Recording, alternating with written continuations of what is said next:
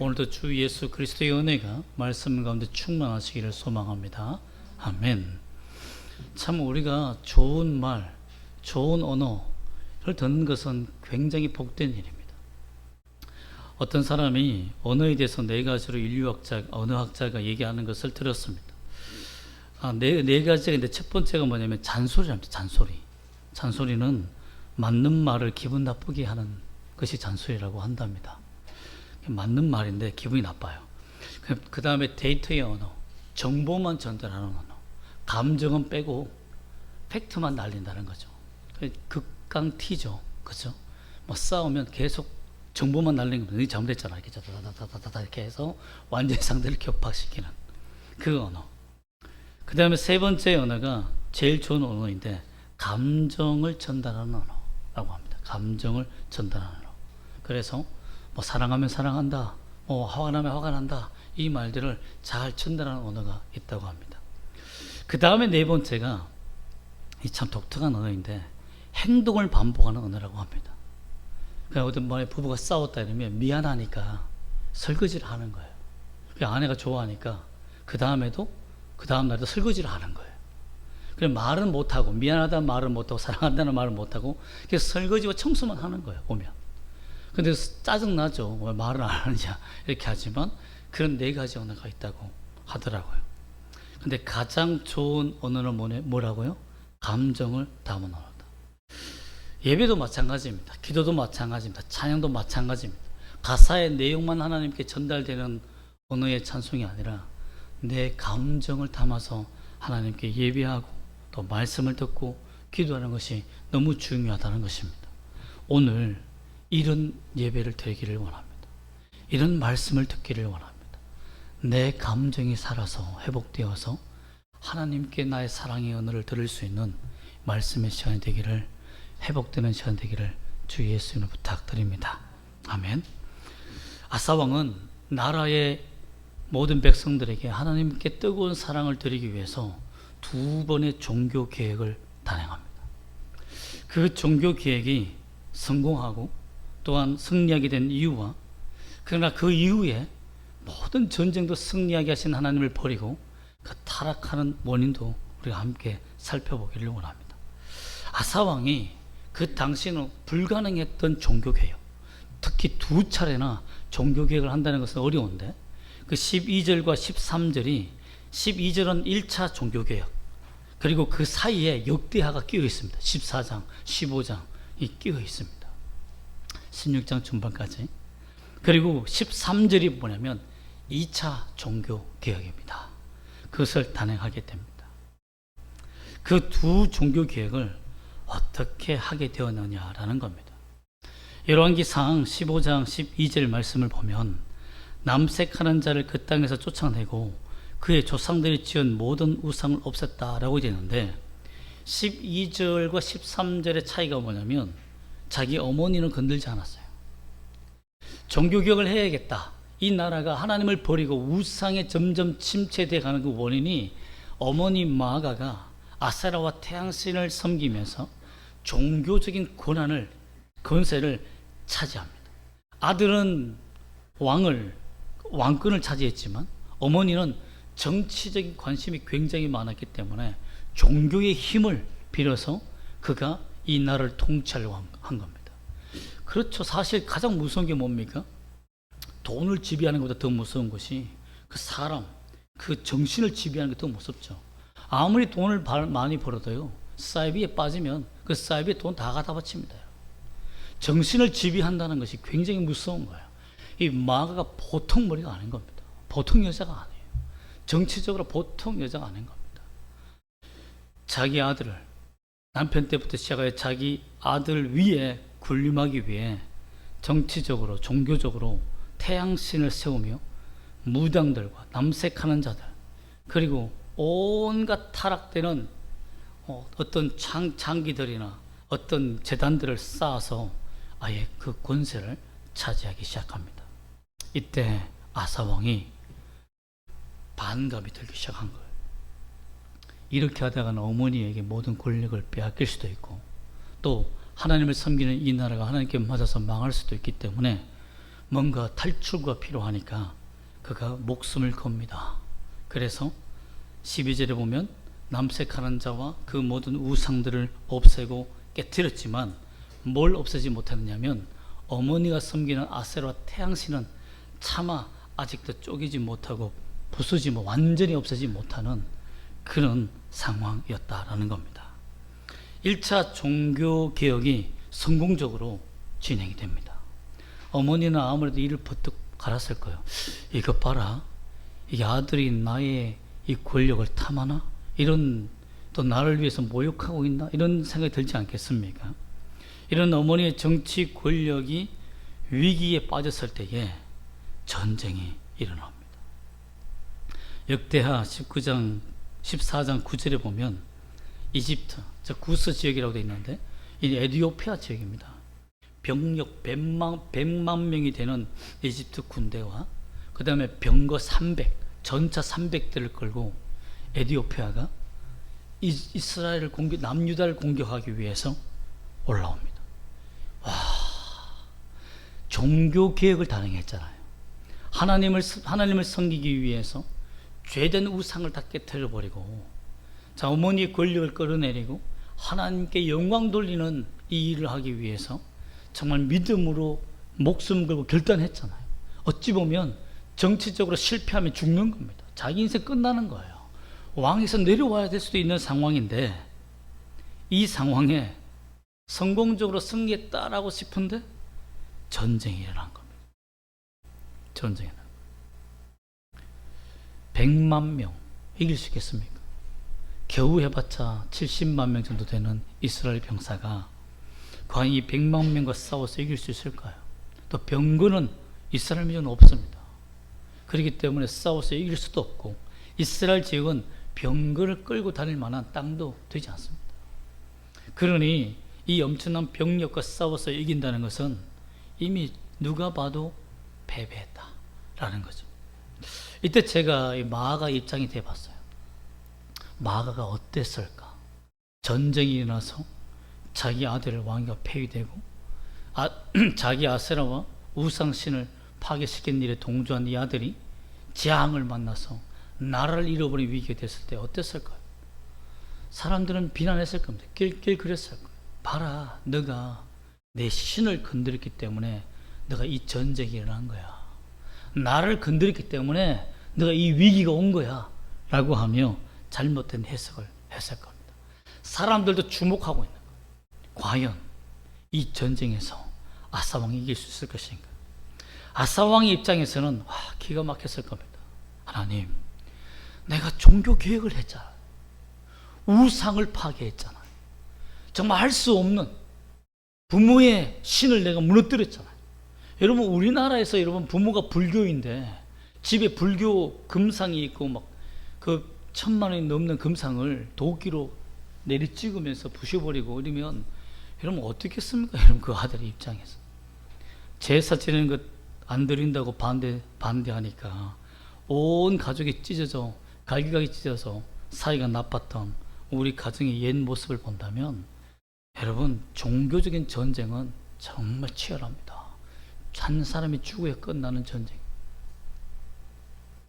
아사 왕이 진다면 종교 계획도 마무리하지 못하고 이집트에 통합되어서 어떻게 보면 계속해서 태양신 라를 섬기며 바알신을 섬기며 살아가야 될지도 모릅니다. 그런 위기 속에 어떻게 그의 왕위가 세워지고 제2차 종교개혁이 일어났을까요? 역대하로 가보겠습니다. 역대하 14장. 역대하 14장 11절입니다. 역대하 14장 11절. 이때 일어난 사건입니다. 참 성경은 한 절 사이에 이 행간이 엄청 큽니다.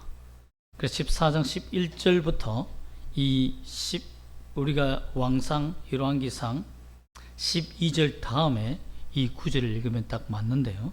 한번 읽어보겠습니다. 시작. 아사가 그의 하나님 여호와께 부르짖어 이르되 여호와의 힘이 강한 자와 약한 자 사이에서 주밖에 도와줄 리가 없사오니 우리 하나님 여호와여 우리를 도우소서. 우리가 주를 의지하며 주의 이름을 의탁하옵고 이 많은 무리를 치러 왔나이다.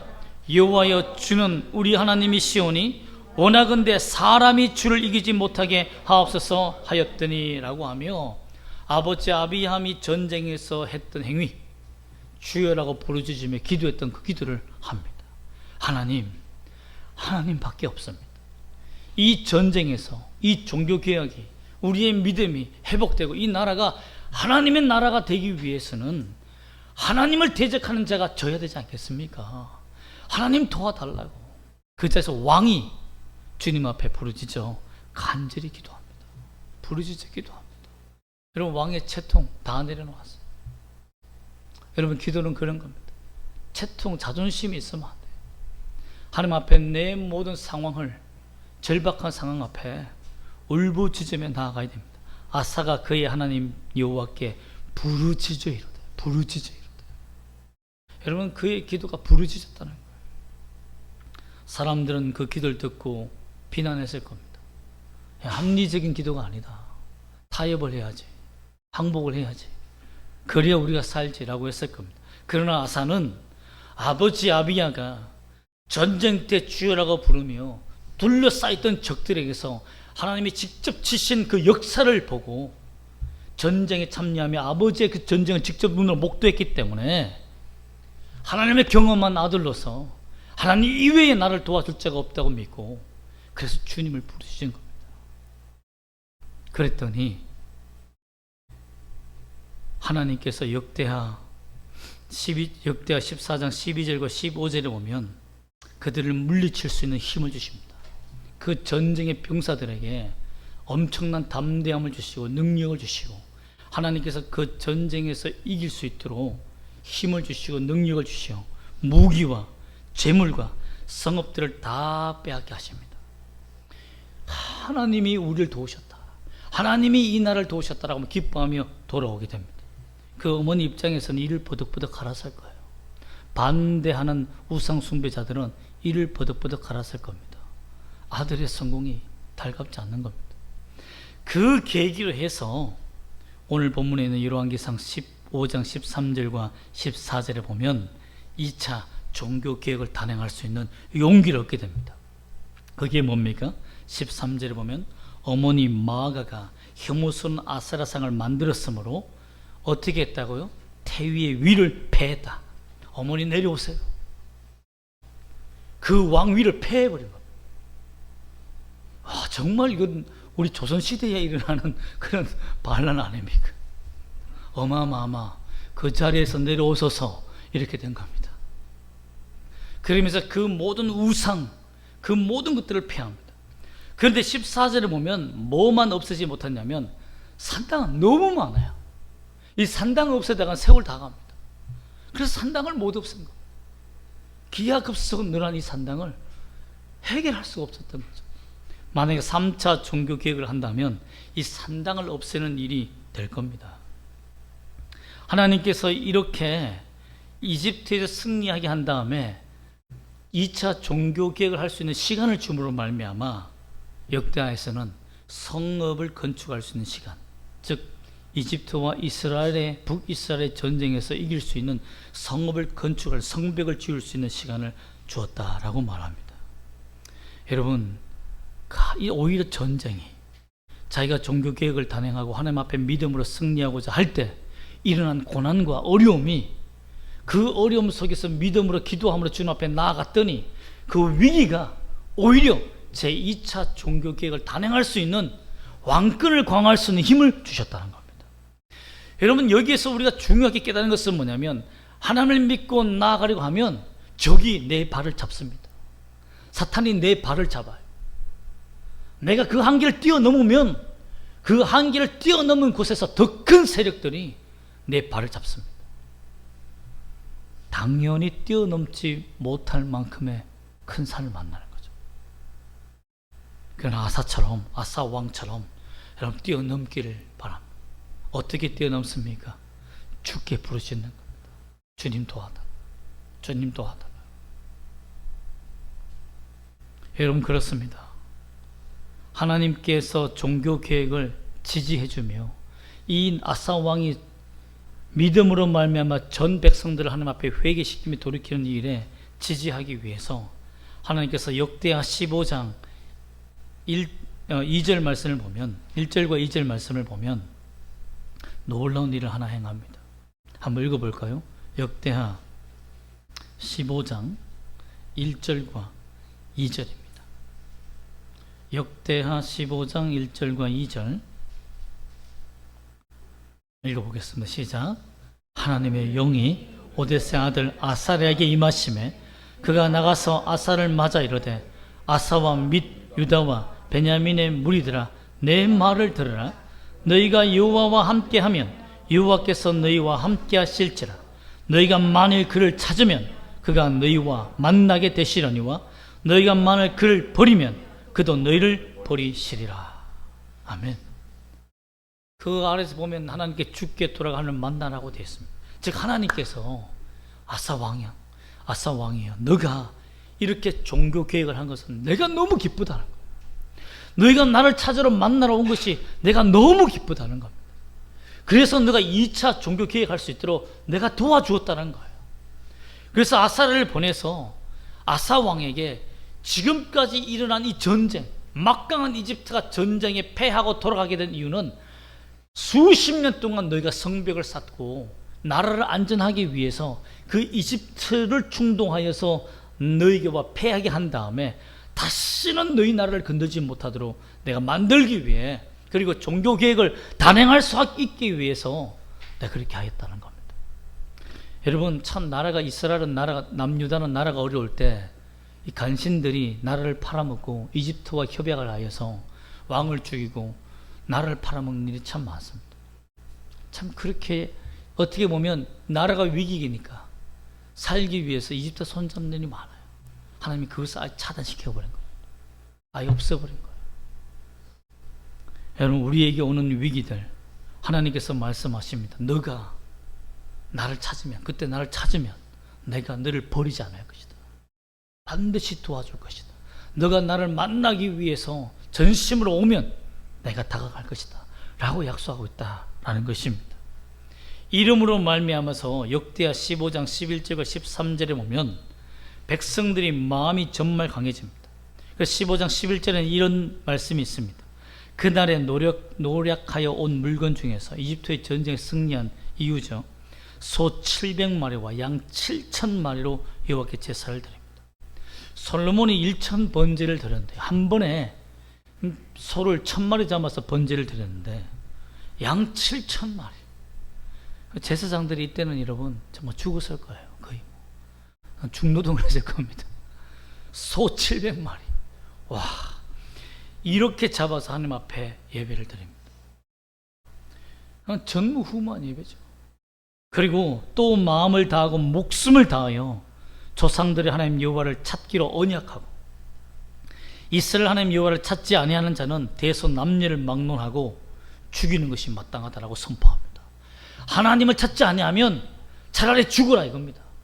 우리 이 땅에는 이제는 우상을 섬기지 아니할 것이다. 오직 하나님만 섬길 것이다 라고 선포하였다라는 것입니다. 참 위대하지 않습니까? 정말 대단하지 않습니까? 어머니의 권세에 이기지 못하는 한 여인의 권세에 온 나라가 휘둘렸던 그 나라를 다시 하나님과 함께 찾아온 왕이라는 것입니다. 이로 말미암아 하나님은 그의 기쁨을 강하게 해주시고 백성들에게 마음의 구원을 주시고 힘을 주시고 전심으로 주님을 찾을 수 있도록 도와주셨다라는 것입니다. 그래서 아사 왕은 나라를 세우고 하나님을 더욱 예배할 수 있는 대부흥을 경험하는 축복을 받습니다. 여기까지는 참 좋았습니다. 여기까지는 좋았어요. 그리고는 수십 년의 평화가 찾아옵니다. 그런데 역대하 16장 1절로 한번 가볼까요? 역대하 16장 1절. 평화가 한참 진행되는 도중에 16장 1절과 2절 말씀 한번 읽어보겠습니다. 역대하 16장 1절과 2절입니다. 시작. 아사왕 제36년에 이스라엘 왕 바아사가 유다를 치러 올라와서 라마를 건축하여 사람을 유다왕 아사에게 왕래하지 못하게 하려 한지라. 아사가 여호와의 전 곡간과 왕궁 곡간에 은금을 내어다가 다메섹에 사는 아람왕 베나다스에게 보내며 이르되, 뭐로 하냐면 당신과 내 아버지가 약주했다. 그 약주를 지켜라. 이스라엘을 네가 공격해달라 하면 뇌물을 줍니다. 사실 이집트의 100만 군대를 이겼던 그는 그 전에 뭐 했습니까? 기도했잖아요. 그런데 이 적은 북이스라엘이 성읍을 쌓으면서 남유다와 북이스라엘의 교류를 막는 이 성벽을 쌓을 때는 이거는 뭐 내 손으로 코 안 풀어도 돼. 이거는 뭐 기도 안 해도 돼. 이 정도쯤은 내 선에서 처리해도 가능해 하며 베나밧 아람 왕에게 뇌물을 줍니다. 그리고는 용병을 쏴서 네가 좀 알아서 좀 해결해줘 라고 맡깁니다. 이게 죄가 됩니다. 7절 말씀 보면, 16절 7절 말씀 보면 선견자 하나니를 하나님께서 보냅니다. 그러면서 그에게 질책합니다. 어찌하여 아람 왕을 탈출하게 만들었느냐. 하나님께서 아람 왕도 너에게 주어서 무너뜨리게 하려고 했는데 너가 기도하고 주님 앞에 엎드려 전쟁했으면 북이스라엘뿐만 아니라 아람 왕도 쳐서 무너뜨렸을 텐데 너가 어찌하여 적과 내통하고 손을 잡았느냐.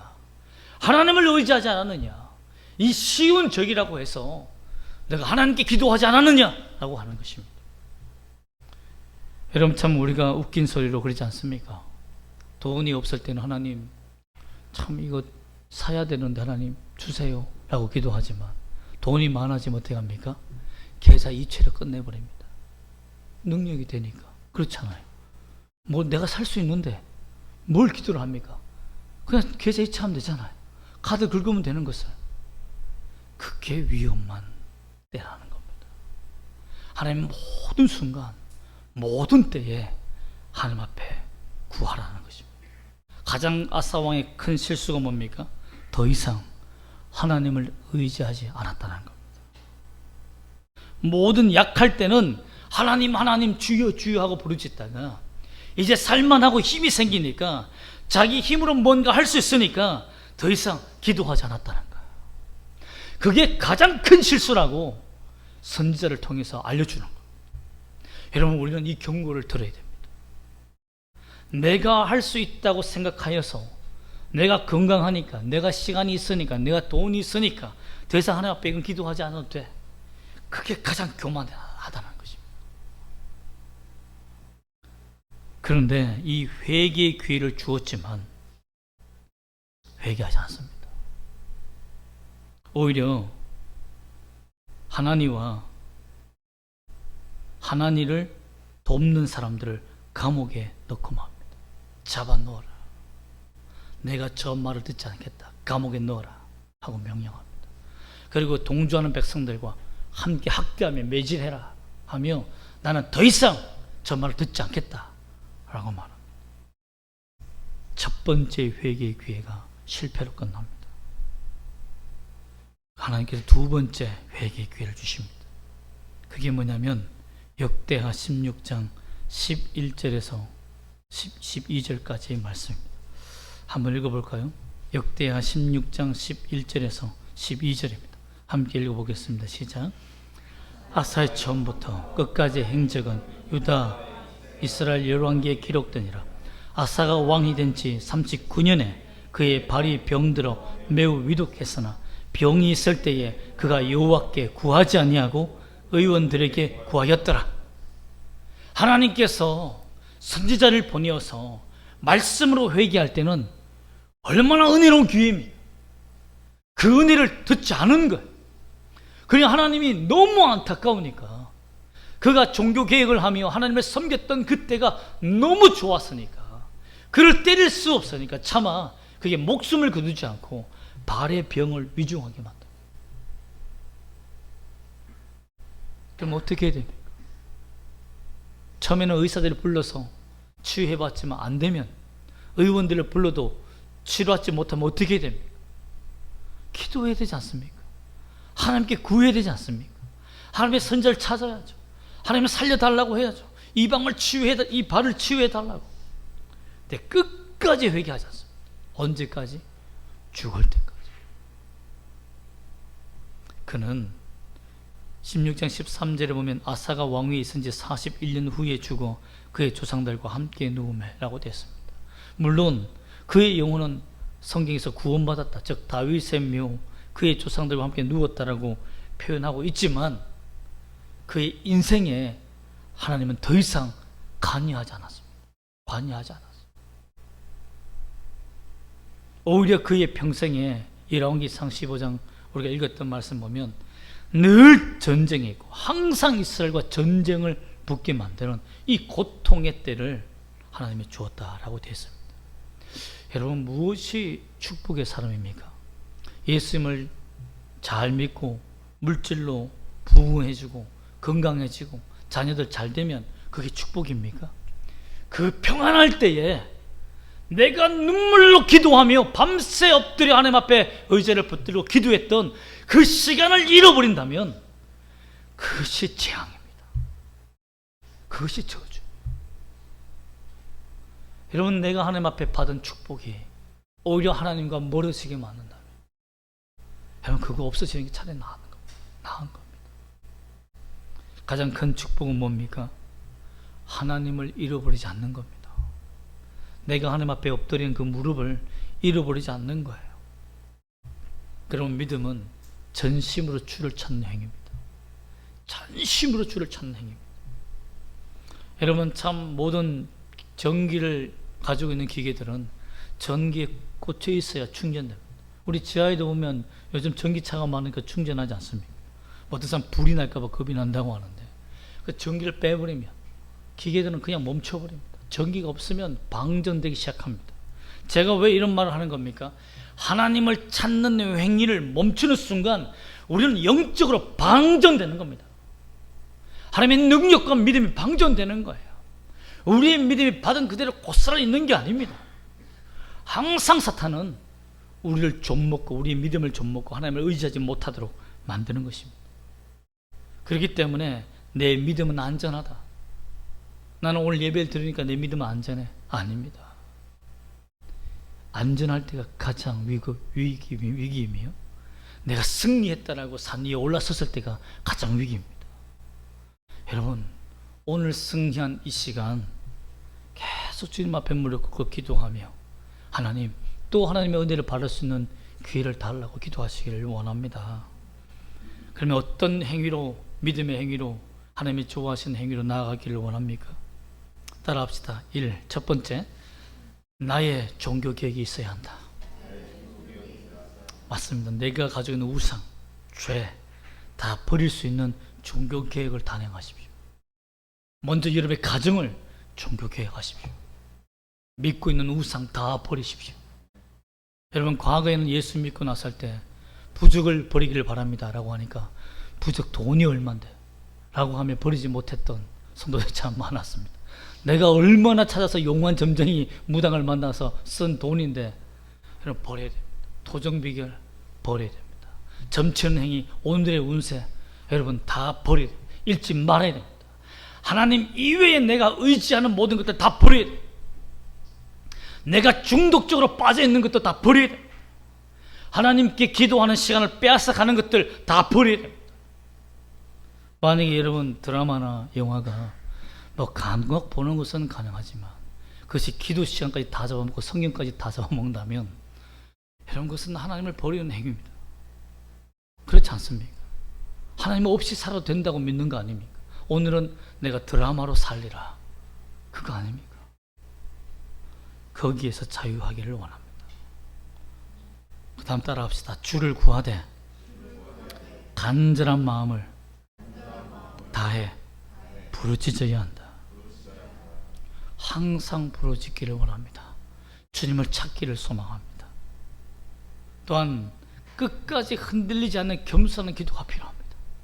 아사왕 잘했어요. 잘 달려왔습니다. 수십 년을 하나님을 믿는 믿음을 잘 달려왔어요. 마지막에 타락한 겁니다. 여러분, 이 말씀은 꼭 저에게 주시는 말씀 같습니다. 목회자들이 초반은 잘 달립니다. 중반도 잘 달려요. 넘어졌다고 다시 일어서 달립니다. 말년에 다 무너집니다. 말년에. 교회가 어느 정도 안정이 되고 부흥이 되고 성도들도 어느 정도 안정이 되고 은퇴할 수 있는 자금이 모이기 시작하고 이제는 나도 이제 편하게 살겠다 라고 할 때 그때 타락해버리는 겁니다. 여러분, 우리에게는, 목사에게는 영원한 은퇴가 없습니다. 은퇴가 없습니다. 나이로는 은퇴지만 마지막까지 내가 목사라는, 목회자라는 그 마음을 가지고 살아야 하듯이 여러분들도 마찬가지입니다. 끝까지 하나님의 자녀로서 믿음을 지키기를 예수님을 축복합니다. 사탄은 내가 쉽게 해결할 수 있는 때에 기도 없이, 하나님 없이 해결해라 라고 부추깁니다. 그 사탄의 목소리를 듣지 마시길 바랍니다. 마가복음 1장 35절에 보면 이런 말씀이 있습니다. 새벽 아직도 밝기 전에, 새벽 아직도 밝기 전에 예수께서, 누가요? 예수께서 일어나 나가 한적한 곳으로 가사 거기서 뭘 했을까요? 기도하시다니. 전능하신 하나님이 왜 기도합니까? 전능하신 하나님이, 능력이 많으신 하나님이 왜 새벽마다 나 기도합니까? 전능하신 하나님인데 왜 간절한 기도가 필요합니까? 예수님도요, 자기 독단적으로 할 수 있는 사역이 아니었다는 것을 인정하는 겁니다. 성부, 성자, 성령이 연합하여서 참 겸손히 간구했을 때, 내가 간청했을 때, 예수님이 엎드려 눈물로 간청했을 때 그 기도에 아버지가 응답하시고 성령이 동참하시고 그 삼위일체가 함께 사역했다는 것을 알 수 있습니다. 주님도 자기 일을 위해서 새벽마다 간절히 주를 찾으며 기도하겠거든. 우리가 무엇이간데 하나님을 의지하는 일에서 손을 놓을 수 있겠느냐라는 것입니다. 여러분, 오늘도 하나님을 찾고 승리한 다음에도 주를 찾을 수 있는 겸손한 마음을 갖기를 주 예수 이름으로 축복합니다. 아멘. 기도하겠습니다.